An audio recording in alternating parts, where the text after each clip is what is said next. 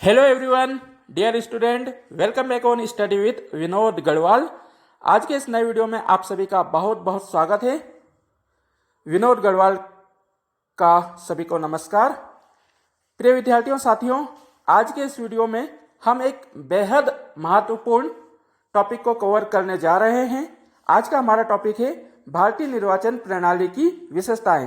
प्रिय विद्यार्थियों साथियों, यदि आप किसी भी परीक्षा की तैयारी कर रहे हैं या परीक्षा में आप बैठते हैं तो वहां पर आपको भारतीय निर्वाचन आयोग से संबंधित एक प्रश्न जरूर देखने को मिलता है, चाहे वह निर्वाचन आयोग के कार्य हो या भारतीय निर्वाचन प्रक्रिया हो या फिर निर्वाचन प्रणाली की विशेषताएं हो।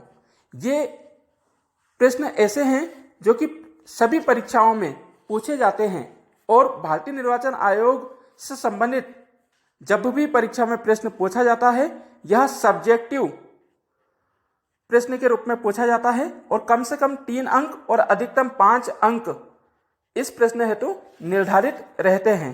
अतः आप सभी से मेरी गुजारिश है कि वीडियो को आप अंत तक ध्यानपूर्वक सुने ताकि आपके कम से कम 3 अंक और अधिकतम 5 अंक पक्के हो सके। तो चलिए शुरू करते हैं हम हमारा आज का टॉपिक, भारतीय निर्वाचन प्रणाली की विशेषताएं।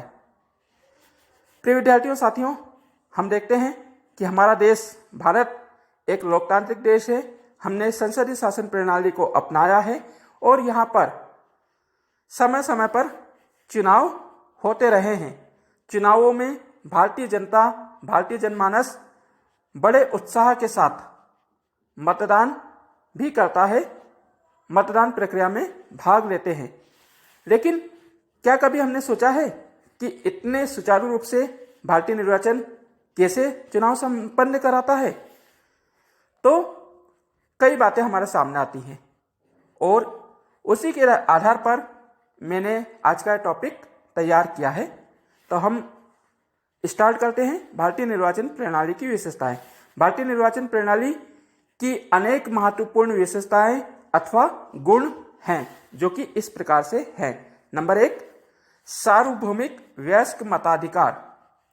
भारतीय निर्वाचन प्रणाली की सबसे महत्वपूर्ण विशेषता यह है कि यहाँ पर सार्वभौमिक वयस्क मताधिकार को अपनाया गया है। वयस्क मताधिकार का मतलब होता है एक निश्चित आयु प्राप्त करने के बाद समान रूप से मत देने का अधिकार। भारत में सन 1989 के पहले मतदाता की न्यूनतम आयु 21 वर्ष थी, लेकिन संविधान में 61वें संविधान संशोधन 1989 द्वारा 21 वर्ष की आयु को घटाकर 18 वर्ष कर दिया गया है। वर्तमान में न्यूनतम 18 वर्ष की आयु पूरी करने वाला व्यक्ति मताधिकार का प्रयोग करता है, मतदाता कहलाता है।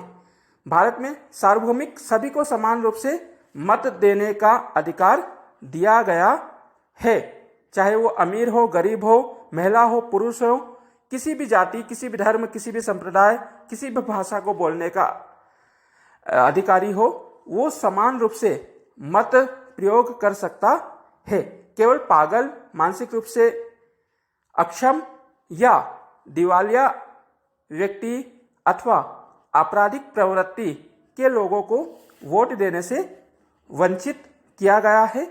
शेष उन सभी नागरिकों को समान रूप से वोट देने का अधिकार है जिनकी आयु 18 वर्ष पूरी हो गई है। दूसरा पॉइंट है हमारा गुप्त मतदान प्रणाली। भारतीय निर्वाचन प्रणाली की महत्वपूर्ण विशेषता यह है कि यहाँ पर गुप्त मतदान प्रणाली को अपनाया गया है। जब कभी आप वोट देने जाते हैं या आपके घर में कोई सदस्य मतदान करने जाते हैं तो उन्होंने देखा होगा कि निर्वाचन प्रक्रिया की समस्त औपचारिकताओं को पूरा करने के बाद उन्हें मत देने के लिए एक अलग कक्ष में भेजा जाता है जहां पर पर्दा लगाया जाता है और पूरी तरह से आपके मत को गुप्त रखा जाता है। आपने किसे वोट दिया है यह केवल आपको ही पता रहता है, शेष किसी को भी पता नहीं चलता है। बाहर आप कुछ भी बोले, कुछ भी कहें, किंतु आपने मत किसे दिया है ये केवल आप जान सकते हैं। तो गुप्त मतदान प्रणाली भारतीय निर्वाचन प्रणाली की महत्वपूर्ण विशेषता है। नंबर 3, प्रत्यक्ष एवं अप्रत्यक्ष निर्वाचन पद्धति। भारतीय निर्वाचन प्रणाली की तीसरी महत्वपूर्ण विशेषता यह है कि यहाँ पर प्रत्यक्ष और अप्रत्यक्ष दोनों ही प्रकार से चुनाव कराए जाते हैं। जब हम सांसद या विधायक को चुनते हैं तो वह प्रत्यक्ष निर्वाचन कहलाता है, और जब राष्ट्रपति या राज्यसभा के सदस्यों को हम चुनते हैं तो वहां पर अप्रत्यक्ष निर्वाचन कहलाता है, क्योंकि सीधे तौर पर हम राष्ट्रपति को चुनते नहीं हैं, बल्कि हमने जिन प्रतिनिधियों को चुना है हमारे वे प्रतिनिधि राष्ट्रपति का निर्वाचन करते हैं। इसी प्रकार राज्यसभा में भी हम कभी भी वोट नहीं देते हैं, मगर हमने जिन्हें चुना है वो प्रतिनिधि राज्यसभा के सदस्यों को चुनते हैं। इसलिए भारत में प्रत्यक्ष और अप्रत्यक्ष दोनों ही निर्वाचन प्रणालियों को अपनाया गया है। नंबर 4, ऐच्छिक मतदान। भारतीय निर्वाचन आयोग ने निर्वाचन की जो व्यवस्था की है उसके अंतर्गत ऐच्छिक मतदान है। आपको मत देने का अधिकार है, किंतु आपको मत देने के लिए बाध्य नहीं किया जा सकता है। आपकी इच्छा हो तो मतदान वाले दिन आप मतदान बूथ पर जाकर अपना मत दे सकते हैं, और यदि आपकी इच्छा नहीं है तो आप मत का प्रयोग नहीं कर सकते हैं। जबकि विश्व के अनेक देशों में मतदान करना अनिवार्य है। यही कारण है कि वहां पर 99% से अधिक मतदान होता है, किंतु भारत में औसतन 60 से 70% ही मतदान होता है, क्योंकि हमारा इच्छा अनुसार मत देने का प्रबंध किया गया है। यह निर्वाचन आयोग की एक खासियत रही है। नंबर 5, संयुक्त निर्वाचन प्रणाली। भारतीय निर्वाचन प्रणाली की एक महत्वपूर्ण विशेषता यह है कि यहाँ पर संयुक्त निर्वाचन प्रणाली को अपनाया गया है। जब भारत आजाद नहीं हुआ था 1947 के पूर्व पृथक निर्वाचन प्रणाली की व्यवस्था की गई थी। अंग्रेजों ने यहाँ पर अनेक जातियों को, संप्रदायों को पृथक निर्वाचन क्षेत्रों में बांट रखा था, जिसके कारण अलग अलग धर्म संप्रदाय के क्षेत्र होने के कारण विशेष संप्रदाय के लोग मत दे पाते थे। किंतु भारत जब आजाद हुआ और निर्वाचन आयोग की व्यवस्था की गई तो संविधान निर्माताओं ने संयुक्त निर्वाचन प्रणाली को वरीयता दी। अब भारत में सभी नागरिकों को समान रूप से प्रतिनिधि चुनने का अधिकार है, चाहे वो किसी भी धर्म का हो, किसी भी जाति का हो, किसी भी संप्रदाय का हो। सभी के लिए एक ही प्रतिनिधि होता है। तो संयुक्त निर्वाचन प्रणाली भी महत्वपूर्ण विशेषता है। नंबर 6, प्रादेशिक प्रतिनिधित्व। निर्वाचन आयोग की एक खासियत यह है कि यहाँ पर प्रादेशिक प्रतिनिधित्व दिया जाता है, यानी कि आपके प्रदेश से आप अपना प्रतिनिधि चुन सकते हो। भारत में 28 राज्य हैं और 9 केंद्र शासित प्रदेश हैं। इन सभी क्षेत्रों से अपने अपने प्रतिनिधि मतदाता चुनकर भेजते हैं। नंबर 7, एक सदस्यीय निर्वाचन क्षेत्र। भारतीय निर्वाचन प्रणाली की एक महत्वपूर्ण विशेषता यह है कि यहाँ पर एक सदस्यीय निर्वाचन क्षेत्र की व्यवस्था की गई है। एक सदस्यीय निर्वाचन क्षेत्र का मतलब होता है एक क्षेत्र से एक ही प्रतिनिधि का चुना जाना। आप देखते हैं कि जब जब विधानसभा या लोकसभा के चुनाव होते हैं तो पूरे लोकसभा क्षेत्र में पूरे क्षेत्र को एक ही व्यक्ति जीतता है, भले ही उम्मीदवार कितने भी खड़े हों, उम्मीदवार जितने चाहे खड़े हों, लेकिन विजेता एक ही होता है। इसी प्रकार विधानसभा की सीटों का भी निर्धारण किया जाता है और उस विधानसभा क्षेत्र से उम्मीदवार कितने भी खड़े हों, किंतु जीत एक ही उम्मीदवार की होती है। अर्थात निर्वाचन आयोग ने यह व्यवस्था की है कि एक क्षेत्र से एक ही सदस्य निर्वाचित होगा। आप अपनी इच्छा अनुसार वोट दे सकते हैं, लेकिन जिसको सर्वाधिक मत प्राप्त होंगे वही उम्मीदवार आपका प्रतिनिधित्व करेगा। तो एक सदस्य निर्वाचन क्षेत्र ये हमारी महत्वपूर्ण विशेषता है। नेक्स्ट नंबर 8वां, अनुसूचित जाति एवं अनुसूचित जनजाति के लिए स्थानों के आरक्षण की व्यवस्था। भारतीय निर्वाचन प्रणाली की एक महत्वपूर्ण विशेषता यह है कि यहाँ पर SC/ST के लिए अलग सीटों का आरक्षण किया गया है।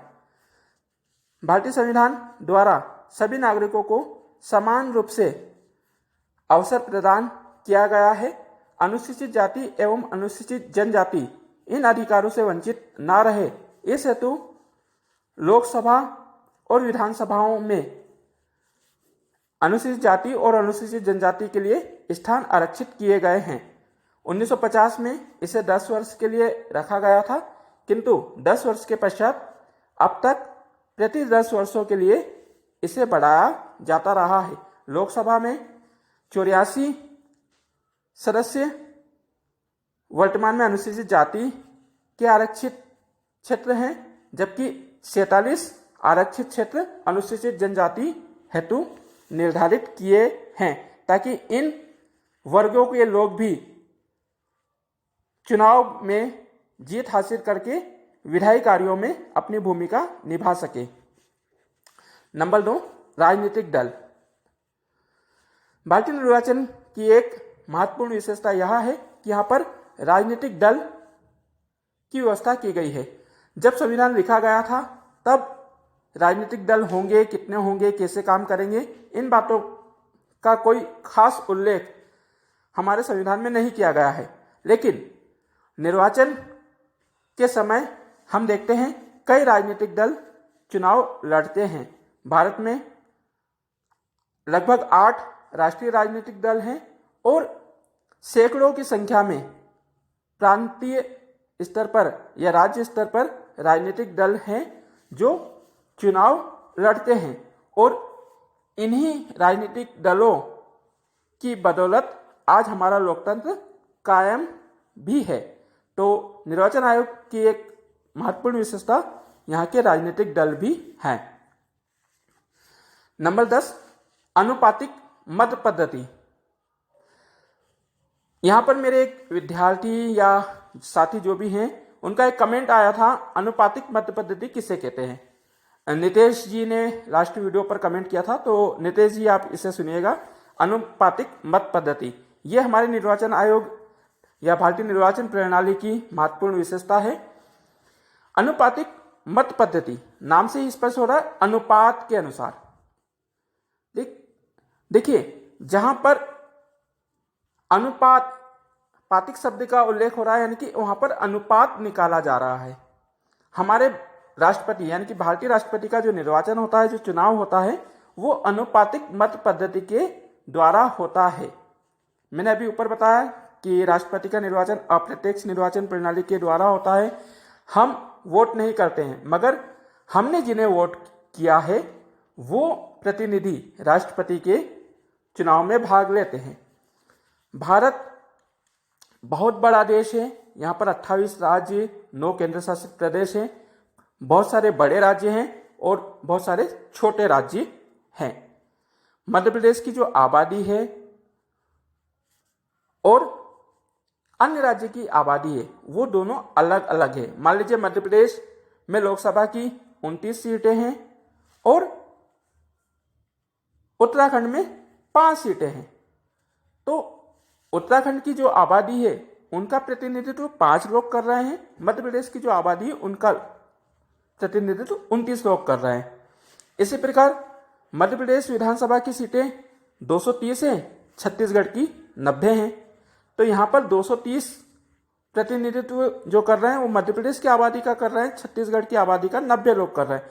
तो इन प्रतिनिधियों की जनसंख्या के आधार पर अनुपात निकाला जाता है। जो प्रतिनिधि जितने वोटों का प्रतिनिधित्व कर रहा है, जितनी जनसंख्या का प्रतिनिधित्व कर रहा है, उसका मत उसी आधार पर निर्धारित होता है। यदि आपने राष्ट्रपति का कभी परिणाम सुना हो तो उसमें आपने नोट करा होगा कि राष्ट्रपति को बताया जाता है कि उनको 8 लाख वोट प्राप्त हुए, उनको 7 लाख वोट प्राप्त हुए, जबकि हमारी कुल संसदीय सीटें तो लगभग 800 हैं और समूचे विधानसभाओं की बात करें हम तो लगभग 4000 होगी।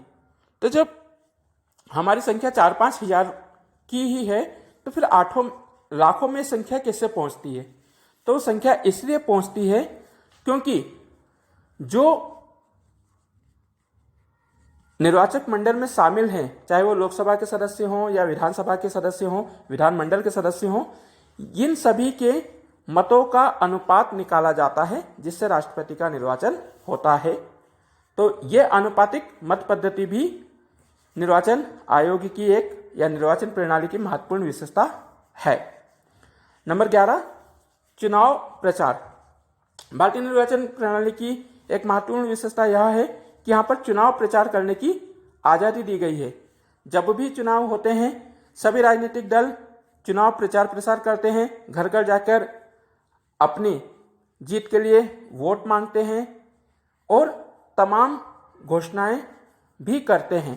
तो चुनाव प्रचार करना ये निर्वाचन आयोग ने उम्मीदवारों को एक अधिकार के रूप में दिया है। नंबर अगला है हमारा स्वतंत्र निर्वाचन आयोग। भारतीय निर्वाचन प्रणाली की एक महत्वपूर्ण विशेषता यह है कि यहाँ पर चुनाव प्रबंध के लिए भारतीय संविधान के अनुच्छेद 324 में एक स्वतंत्र निर्वाचन आयोग की स्थापना की गई है। स्वतंत्र निर्वाचन आयोग इसलिए बनाया गया है कि निर्वाचन समस्त तरीके से स्वतंत्र और निष्पक्ष रहे, वो किसी भी सरकार के, किसी भी राजनीतिक दल के दबाव में न आए।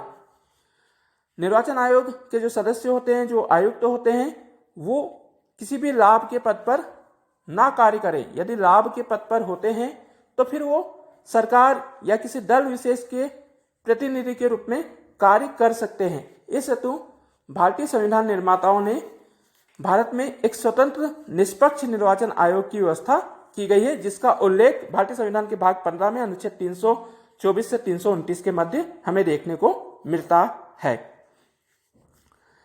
नंबर 13, निर्दलीय उम्मीदवारों की व्यवस्था। भारतीय निर्वाचन प्रणाली की एक महत्वपूर्ण विशेषता यह है कि यहाँ पर निर्दलीय व्यक्ति भी चुनाव में खड़ा हो सकता है। राजनीतिक दल है लेकिन किसी व्यक्ति को राजनीतिक दल अपना अधिकृत प्रत्याशी नहीं बना रहा है, आप चुनाव लड़ने की योग्यता रखते हैं, निर्वाचन आयोग ने जो योग्यताएं निर्धारित की हैं उन सभी को आप पूरा करते हैं, ऐसी स्थिति में आप निर्दलीय रूप से भी चुनाव लड़ सकते हो। यह आपका मौलिक अधिकार है। तो बिना किसी राजनीतिक दल के आप जो है निर्दलीय सदस्य के रूप में खड़े हो सकते हो। यह हमारी चुनाव व्यवस्था की महत्वपूर्ण विशेषता है। नंबर 14, नोटा विकल्प। हमने ऊपर देखा कि भारत में ऐच्छिक मतदान प्रणाली को अपनाया गया है। कई बार मतदाता मत देना तो चाहते हैं लेकिन उनकी पसंद के उम्मीदवार नहीं रहता है, जिसके कारण वो मतदान करने नहीं जाते हैं।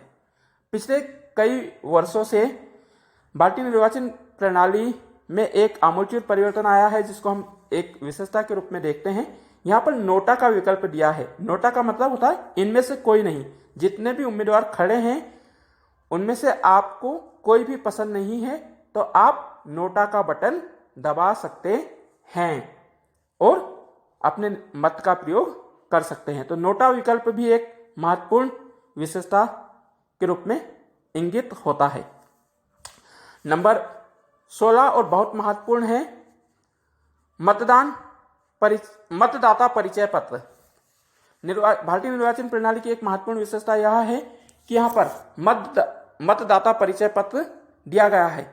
जिन व्यक्तियों ने 18 वर्ष की आयु पूरी कर ली है उन्हें मतदाता सूची में नामांकित किया जाता है।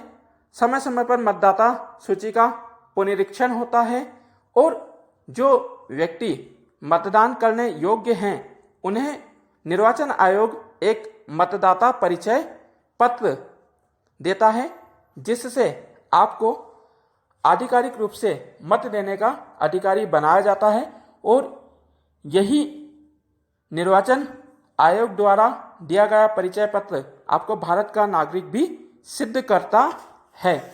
तो भारतीय निर्वाचन प्रणाली की महत्वपूर्ण विशेषता मतदाता पहचान पत्र भी है। नेक्स्ट पॉइंट और अंतिम पॉइंट आज के इस वीडियो का, चुनाव याचिका। भारतीय निर्वाचन प्रणाली की एक महत्वपूर्ण विशेषता चुनाव याचिका है। यदि कोई उम्मीदवार अवैध तरीके से किसी अन्य तरीके से जीता है, उसने चुनाव में कुछ धांधली की है, कुछ अनैतिक कार्य किया है, तो उस उम्मीदवार की जीत को आप चुनौती दे सकते हैं।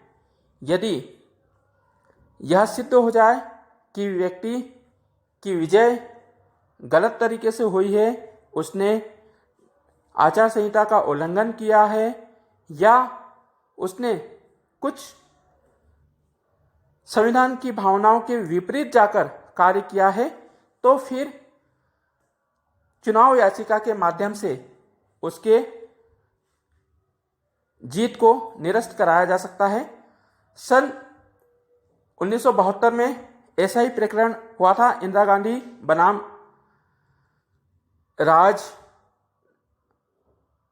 राजनारायण सिंह के विषय में, जब 1974-75 में इलाहाबाद हाईकोर्ट ने इंदिरा गांधी के निर्वाचन को शून्य घोषित कर दिया था और फिर दोबारा से इंदिरा गांधी को जब अगली बार चुनाव हुए थे, जब लड़ना पड़ा था, तो चुनाव याचिका के द्वारा किसी के भी चुनाव को चुनौती दी जा सकती है। यह निर्वाचन प्रणाली की महत्वपूर्ण विशेषता है। तो प्रिय विद्यार्थियों, मुझे उम्मीद है कि आपने वीडियो ध्यानपूर्वक सुना होगा और यदि वीडियो अच्छा लगा है तो प्लीज़ आप इस वीडियो को लाइक करें, अधिक से अधिक शेयर करें और यदि अभी तक आपने मेरे चैनल को सब्सक्राइब नहीं किया है तो चैनल को भी सब्सक्राइब करें ताकि नए वीडियो अपलोड होने का नोटिफिकेशन आपको मिल सके। जाते जाते एक प्रश्न जिसका उत्तर आप मुझे कमेंट बॉक्स में दे सकते हैं। ईवीएम का पूरा नाम क्या है? ईवीएम का पूरा नाम क्या है? आपके कमेंट का इंतजार रहेगा। मिलते हैं बहुत जल्द ही किसी अन्य टॉपिक के साथ। तब तक के लिए बाय बाय। जय हिंद, जय भारत। Pause button.